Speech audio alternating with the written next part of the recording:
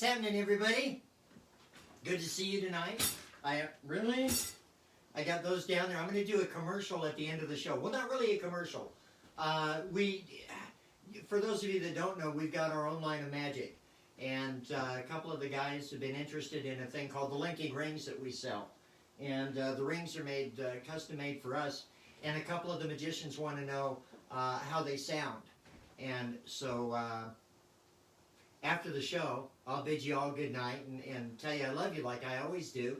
But after the show tonight, I'm going to do like an infomercial on the linking rings. And so you non-magicians can stick around and see the infomercial. I'm not going to tell how it's done. I'm just going to show how it sounds and all that kind of good stuff. And have you guys met Angry Wiz? Right over on that. My honey is bringing me coffee. Could my honey move the red gels so that we've got white light? Just flip them aside. Ooh.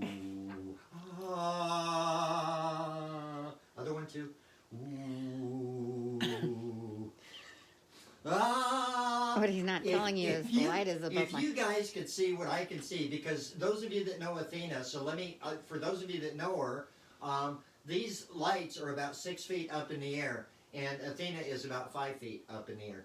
And so it's entertaining from my view. I think I might make that a regular part of the show. Is, oh, I love you too. She told me I'm number one, but not with that finger. So this is Angry Wiz. He's one of our, we've got this weirdest thing. We've always had stuffies in our car. And I keep waiting for the day when somebody's just going to piss me off while I'm driving, and I'm going to chuck one out. It'd probably be you, pal. I'm going to chuck one out the window at him. And I'd like to see the face on the officer taking that report, right? I mean, we know I'll be okay. I'll live. I'm white. Woo! Thank you so much. And we've also got the Swami. The Swami does magic and mind reading. This is the Swami M&M. And he does magic and mind reading. What's that?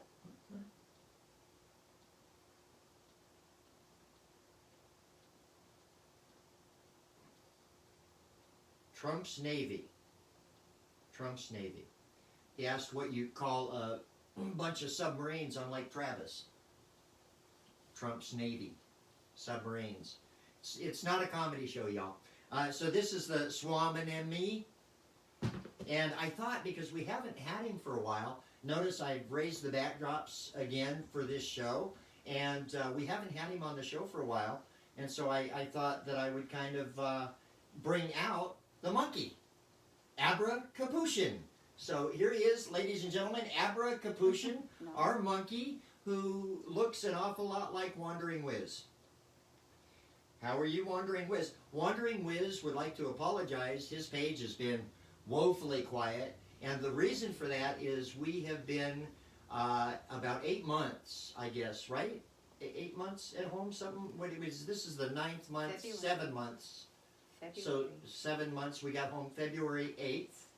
So, oh, I'm sorry, buddy. Was that hurting you? We got home February 8th, so I guess we've been home since February 8th. Tonight, ouch. Tonight is the 21st show, and I apologize for no tassels. I was going to appear in my birthday suit, but then I checked my end user's license agreement with Facebook, and it said absolutely no birthday suits. No, what it said was no nudity. And I know tassels would not be nudity, but I don't know. My kids and grandkids watch the show, and I'm pretty sure none of them want to see me in tassels. Those that haven't already don't want to see me in tassels. How about a monkey this time? Oh, there we go. Abra Capuchin, the flying monkey. And you guys named him, if you remember. 3rd episode, we came up with a name. Mike Rush gave him the name Abra Capuchin.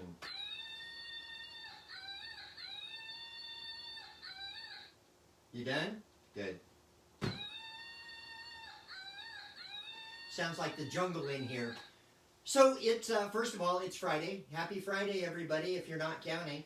As someone that lives in Kansas, I'd like to apologize to all the sports fans out there for, not for our team, but for our fans who I guess can't stand to see a couple of grown men on a battlefield. It's really, the sports arena is a battlefield, who can't stand to see opposing teams link up for just a moment in solidarity.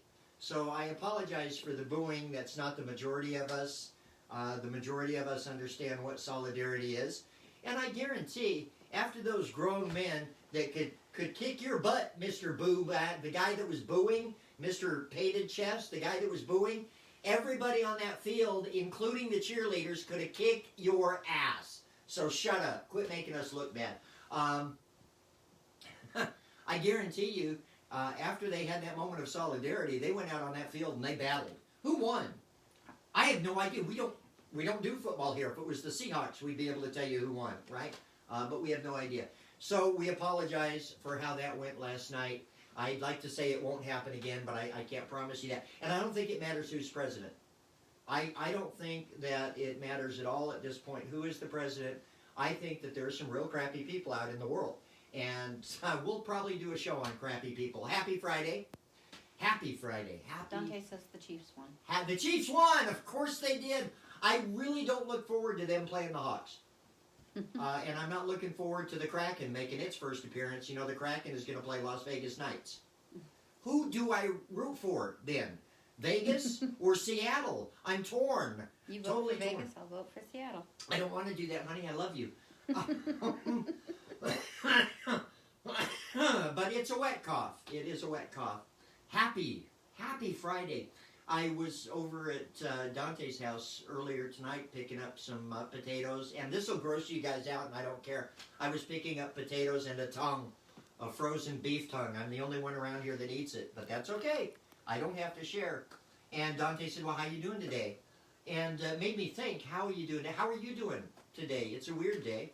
I'm 60. Athena's not 60. She's younger than that, considerably younger than that. And how are we doing today? So our grandkids don't remember because they weren't around. Our grandkids don't remember. The older ones were, but they were babies at the time. 19 years ago. I remember the day very well. I think anybody that is my age, Athena's age, Yancey, I'm sure you remember where you were. I think all of you that are watching right now probably remember where you were. I'm not going to bore you with my story. Suffice it to say that a little after 8:56 in the morning, New York time, I was awakened in Washington State, and Athena said, you need to get up, here's a cigarette, here's coffee, and you need to come and see what's on the TV. And it was the first plane had hit the first tower at that point. And we're not going to talk about conspiracy theories tonight. I don't think tonight is the night to talk about conspiracy theories. But what happened that day is certainly burned in our memory indelibly. So how do I feel today? How do you feel today? You remember where you were? You remember some sensations, what you smelled, what you tasted? You remember turning on the TV? Do you remember where you were when you first heard the news? Was it on the radio? Was it on the TV? And we do remember. That's something I don't think we'll ever forget. I think it's really important to have the kids in our households watch the videos. I think it's important to tell them what happened. I think it's important that it not be forgotten. You know, that never forget. And I'm really pissed off tonight because I was going to do hashtag never forget, but hashtag never forget has been taken over by xenophobes and anti-Muslim people. And so I won't use a hashtag. We talked about hashtags. I won't use a hashtag to connect myself to them. But I would like to think that we would never forget. So we had this horrific event on 9/11. Isn't it weird? Tonight's show is called All Revved Up and Nowhere to Go. And it is episode 21. Tonight's show is the 21st episode of Barron Landscapes. So we're talking about 9/11, on 9/11, on the 21st show. So 9/11/21. And I just thought that was really weird how that happened to work out. So that's where we were. We were in Washington State, and the first plane had hit. What a terrible accident. What a horrible aviation accident. Certainly on the same level of Hindenburg. We knew it was going to go down in history. Certainly a jet so far off course that in Midtown Manhattan it slams into the World Trade Centers. This is going to be an aviation disaster history that we'll be talking about for years. And as we were watching the news and reports were coming in, and we began to get those straggler reports about other potential planes and other planes that might be off course, people that were not checking in. And as we're watching TV and listening to everything unfold, of course, that defining moment, and it was probably the defining moment for you too. It was terrible when the first plane hit, but the defining moment was when the second plane hit Tower 2, because we knew at that point it was not a mistake. This was not an accident. This was not a lone event. That this was a major terror event on our own soil. That's where we were. And then the airplane that was taken down in the Pennsylvania field. No, I'm not talking about chronological. I'm talking about my memories as they actually happened. So the field, the airplane in the field, leaving the big fireball. The Pentagon plane was an interesting one for me because my brother was at the Pentagon. And when the plane hit the Pentagon, we started trying to call to see if my brother was okay. We didn't find out from anyone. We didn't get any news from anyone until we saw my brother on the news that night. And he spoke on behalf of the Pentagon. He was their official mouthpiece. And he spoke on behalf of the Pentagon, and we knew that the SOB was okay, and so I was fine at that point. The fifth plane that never did take off from Las Vegas that was supposed to hit Hoover Dam or Boulder Dam or whatever they're calling it now, that never did take off. We found out about that later when we were down in Las Vegas and got the story from people on ICE and the FBI, what happened in Vegas at the time, the fifth plane that we never even heard of. And so that's where we were. Of course, we immediately attacked the wrong country and the wrong people, and we just kind of went after brown people, I think. That's the brown people did this, and we'll get the brown people. That's where we were. That's where we were. Where we were. So where are we? Where are we now? So where we are now is we're in the middle of a pandemic. We came through 9/11. We pulled together for 9/11. We came through 9/11 as a country united. If you didn't like country music until 9/11, on that day and the days following, you were a country music fan. Remember Toby Keith? We were all what? And Lee Greenwood. And Lee Greenwood. We were all singing the songs, right? Stand up, you're American. And we were all pretty proud and pretty happy to be American. And it didn't matter what color person was around you, unless they were brown. It didn't matter what color person was around you. They were fellow Americans. That's where we were, where we are in the middle of a pandemic now. And it's so much happening with the pandemic going on. We're in an election year. And at this point, I don't care who wins, just win. Let's get through this, get past it.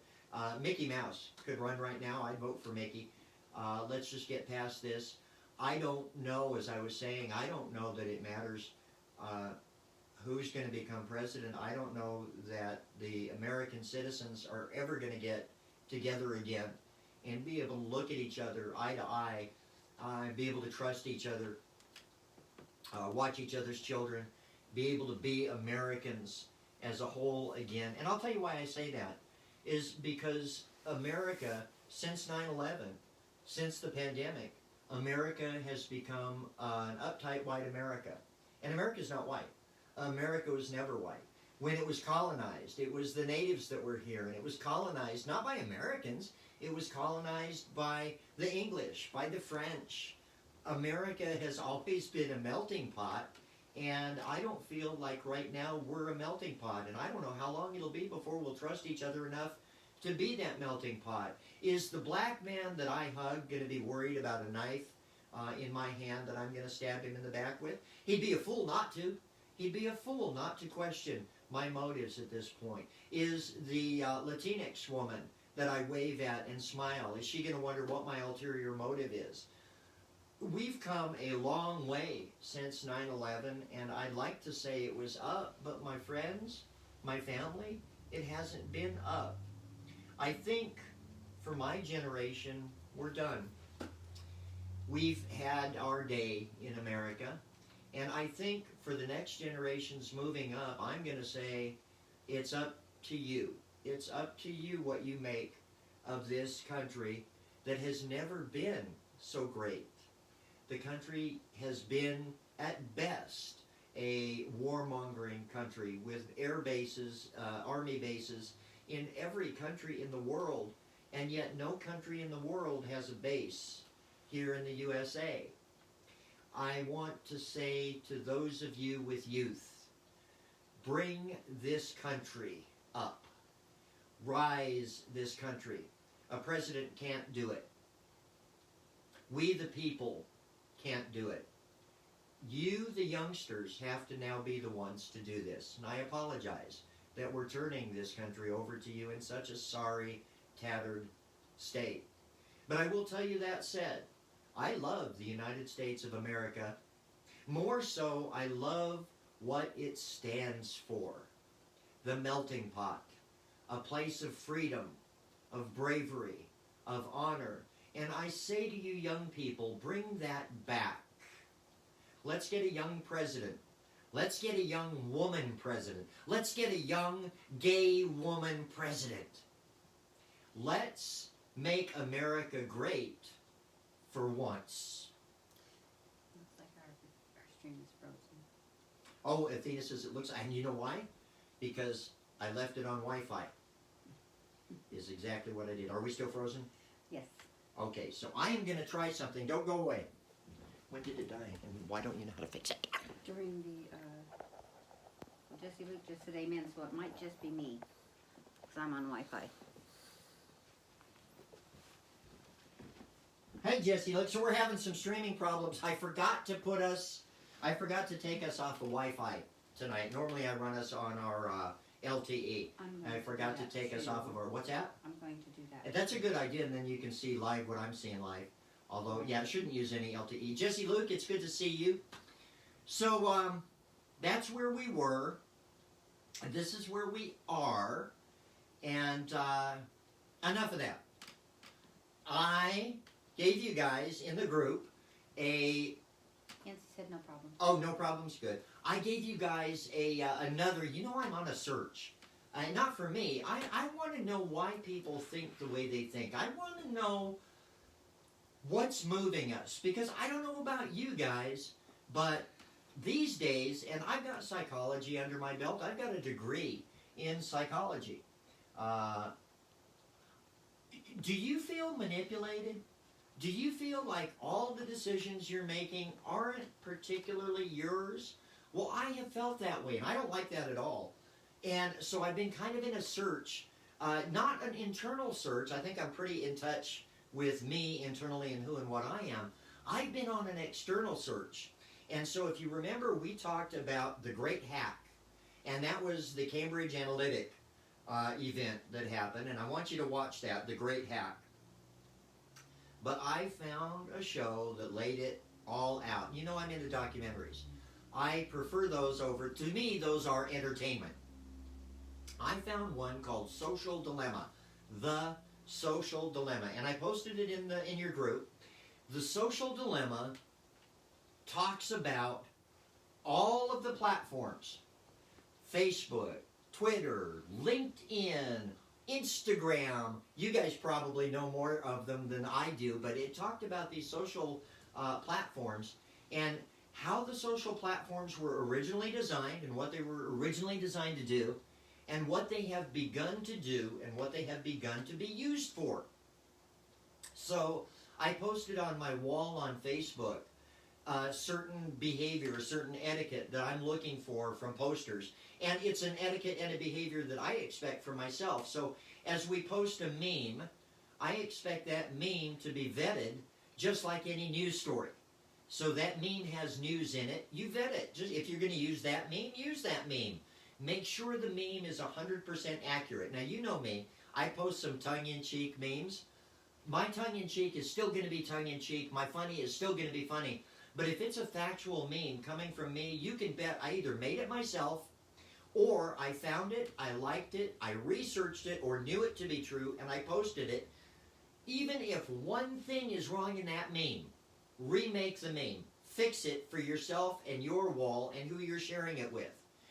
If we share bad information, that bad information can become true. Remember, if you continually retell a lie, that lie becomes the truth. And so let's not do that. So fact check the memes. And my thought is this, if I post a meme, and guys, hold me to this.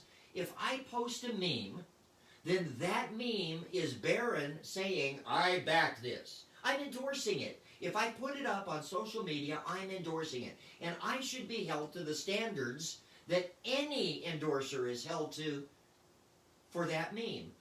I may not have made it. It doesn't give me the leeway to go, well, I didn't make it just because it's not factual. It's not me. You post it, you own it. That's the rule. You post it, you own it. You post a news article, make sure it's factual. Not just from other news articles, but go into analytics, go into data, go into white papers, PDFs, documents.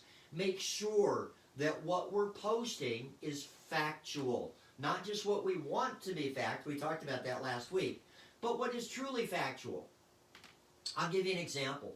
Everybody's pissed off at Bob Woodward, right? Now, those of us that are old enough to remember 9/11 are old enough to remember Bob Woodward.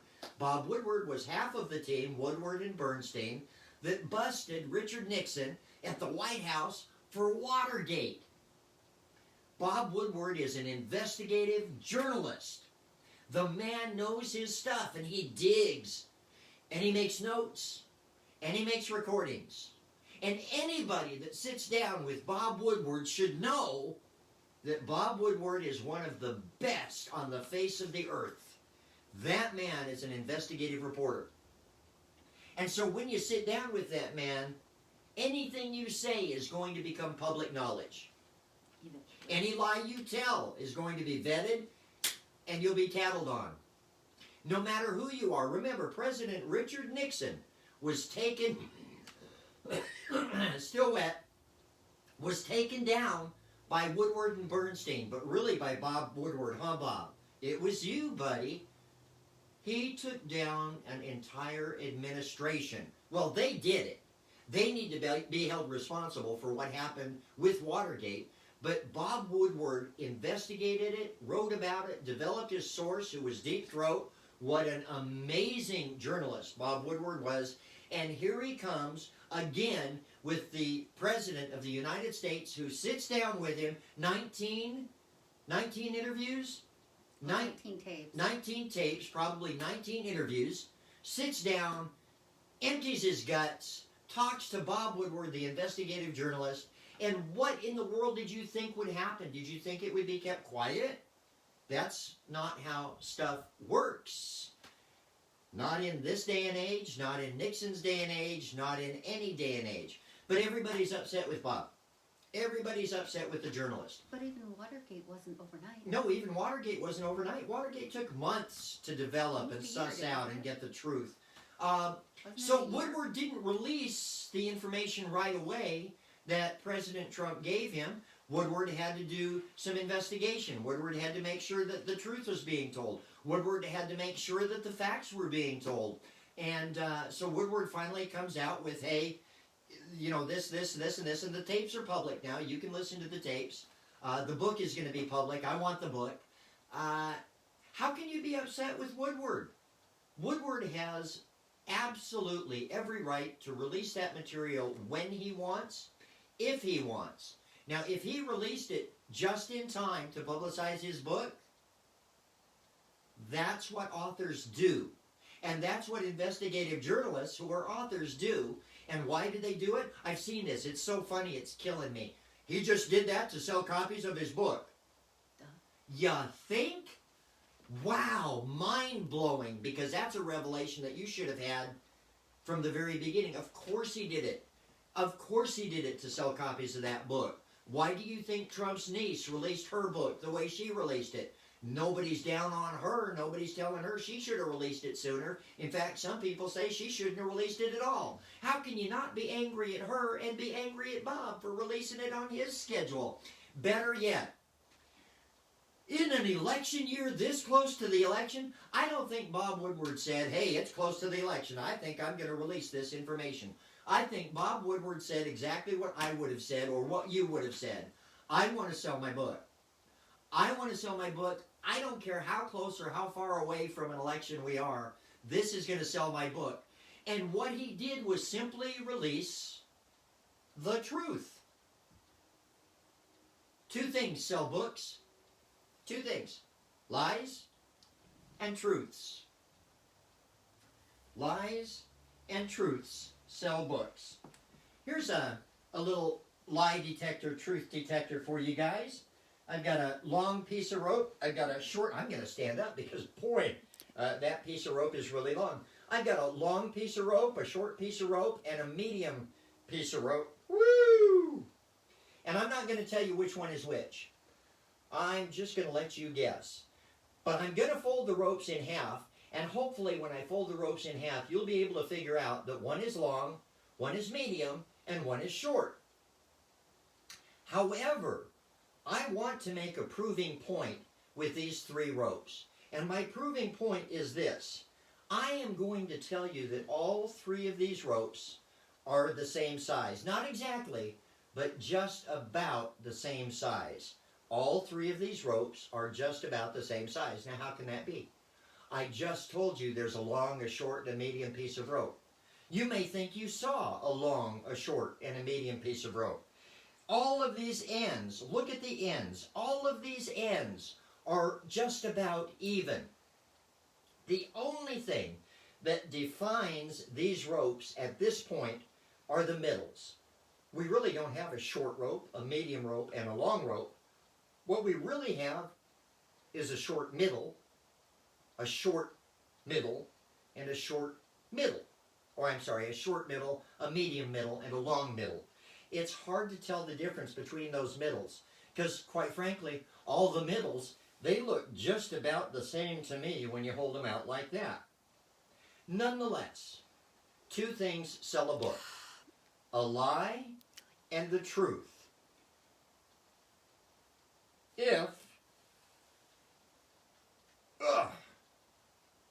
If we pull these ropes,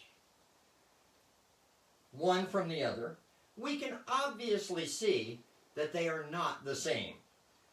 However, this one here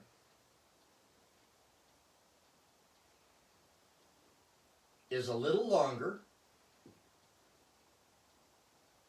than this one here. And this one here is just about in between these two on the end. So we really have a short, a medium, and a long piece of rope. Two things sell books. Lies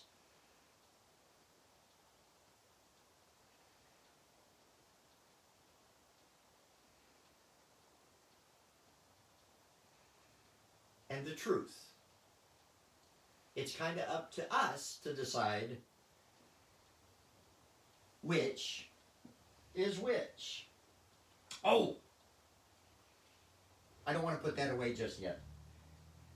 Athena had a love fest with the magic. So, let's not be pissed off at Bob Woodward. Let's assign accountability where it's due. Now, you can point at the president all you want. The vice president knew, certainly.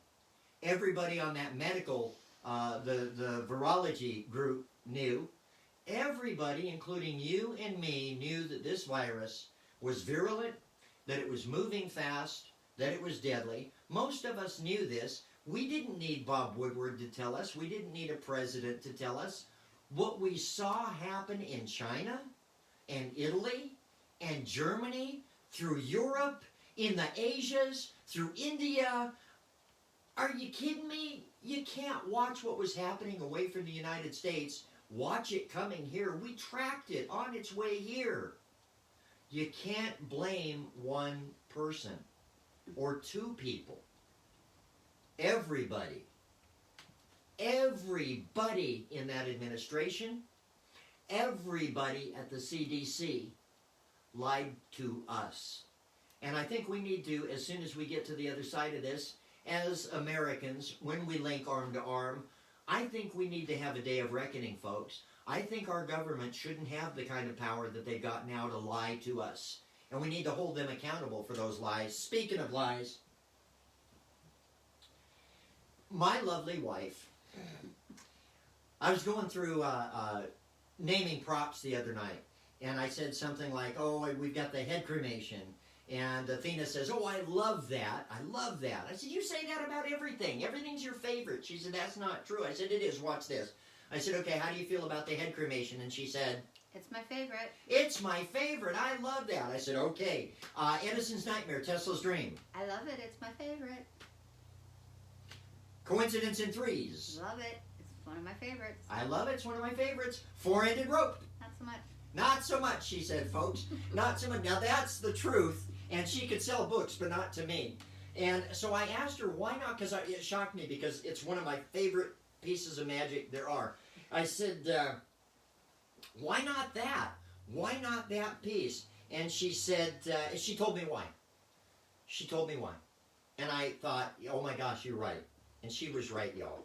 And so I set to fix it. Here's a piece of rope with two ends and one middle. You don't even have to say that, really. It's a piece of rope. By given standards, we know it's got two ends and one middle.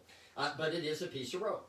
Now, this piece of rope happens to be special, because like any magic piece of rope, it can do things. This particular rope produces its own ends. So it's a piece of rope with three ends and one middle. And actually, this particular piece of rope has four ends. 2, 3, 4 ends and one middle. And I guess if you folded the middle up like this, it's two pieces of rope. 4 ends and 2 middles, honey.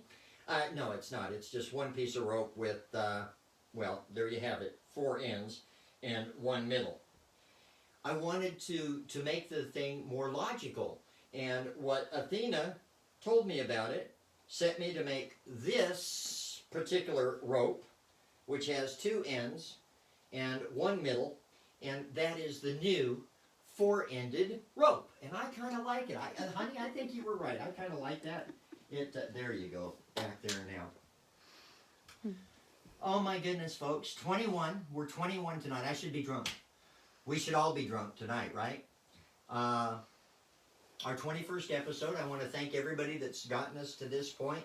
We leave it up. People watch it on Facebook, and then I move it over to YouTube, and people go watch it on YouTube.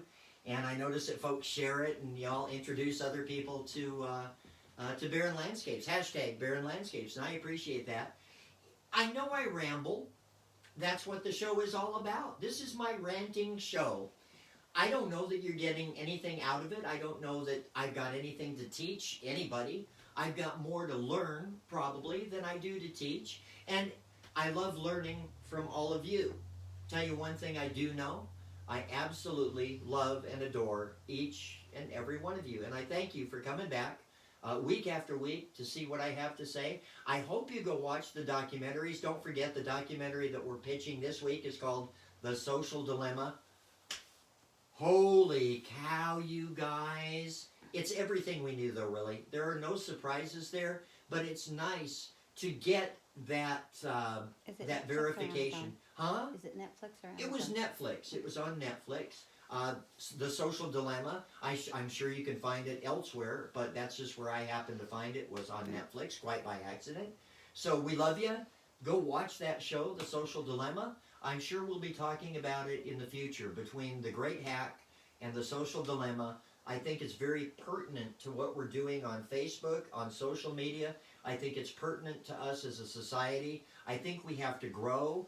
I think we have to come together. I think we have to, you know, we say it's good to see color. We have to see color. But I think we better damn well start seeing a more blended grouping of color. I don't pick my friends by gender. I don't pick my friends by religion. I don't pick my friends by color. And you know, if you're my friend, you're probably pretty strange. And that's how I pick my friends. Honest, strange. If something sucks, you tell me it sucks. If something's good, you tell me it's good. And we just live and love and laugh together. So, ladies and gentlemen, we'll see you next week right here in your group. Barron Landscapes, hashtag Barron Landscapes is how you can follow it around Facebook. I tag other things, hashtag Barron Landscapes. That's how you find us on YouTube. Go onto YouTube and search Barron Stringfellow or hashtag Barron Landscapes. We love you, and we're going to let it run because I'm going to do this real quick. So I'd like to thank Brian Anderson for the music tonight, for our opening music and the closing music, which is Robo-Groove. I'd like to thank all of you guys for watching another Barron Landscapes. Think about stuff. Remember, don't let somebody tell you what to think. Do your thinking for yourselves. We love you. We'll see you next week.